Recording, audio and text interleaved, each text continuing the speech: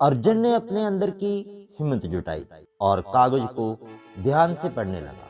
कागज पर कुछ अजीब संकेत और शब्द लिखे थे, जैसे कोई गूढ़ भाषा हो। अचानक हवेली की दीवारों पर वही संकेत चमकने लगे। अर्जुन को लगा कि ये सिर्फ डराने का खेल है, लेकिन ये सब वास्तविक लग रहा था। उसने बुजुर्ग आदमी से पूछा, तुम कौन हो और ये सब क्या है? बुजुर्ग आदमी ने ठहाका लगाते हुए कहा, मैं वो हूँ जिसे कभी इस हवेली के लालच ने बर्बाद कर दिया। 20 साल पहले इस हवेली के मालिक ठाकुर रघुवीर सिंह ने अपने लालच के चलते मुझे और मेरे परिवार को मार डाला। मेरी आत्मा तब से इस हवेली में फंसी हुई है और हर वो इंसान जो इस हवेली के रहस्य को जानने आता है, वो या तो मारा जाता है या मेरे जैसा भटकने को मजबूर हो जाता है। अर्जुन को ये सुनकर झटका लगा। उसने पूछा, मुझे यहाँ क्यों रोका गया है? मैंने तो कुछ गलत नहीं किया।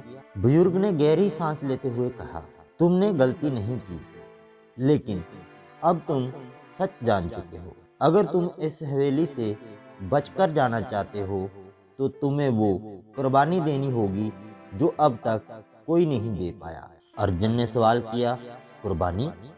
कैसी कुर्बानी? बुजुर्ग ने कहा, तुम्हें इस हवेली का सबसे बड़ा रहस्य खोलना होगा, लेकिन याद रखना, जो भी सच सामने आएगा वो तुम्हारे जीवन को हमेशा के लिए बदल देगा। अर्जुन ने तय किया कि वह हार नहीं मानेगा। उसने कमरे के चारों ओर देखा और एक कोने में पड़ी एक पुरानी पेटी पर उसकी नजर गई। पेटी जंग से भरी हुई थी, लेकिन उस पर वही गूढ़ संकेत बने हुए। अर्जुन ने धीरे से पेटी खोली।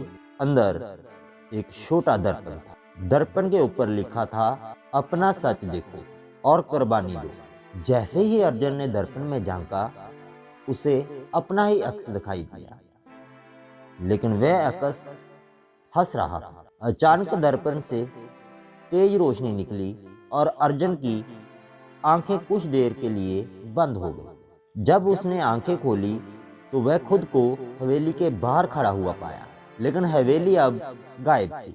चारों ओर बस एक खाली मैदान था। अर्जुन ने जल्दी से अपने कैमरे को चेक किया, लेकिन उसमें कोई भी रिकॉर्डिंग नहीं थी।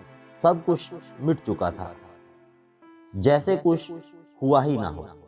लेकिन तभी उसकी जेब से वही कागज गिरा, जिस पर अब लिखा था, तुमने अपनी हिम्मत की कुर्बानी दी और सच को आजाद किया, लेकिन याद रखना, ये अंत नहीं बल्कि शुरुआत है।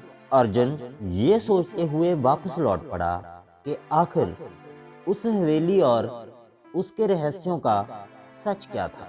क्या ये सब एक खेल था या सच में किसी शक्ति ने उसे कुछ दिखाने की कोशिश की? वह अब भी जवाब तलाश रहा है, लेकिन क्या आप जवाब जानना चाहेंगे? तो उसके लिए आपको अगले एपिसोड का इंतजार करना होगा। उम्मीद करते हैं कि ये एपिसोड आपको अच्छा लगा होगा।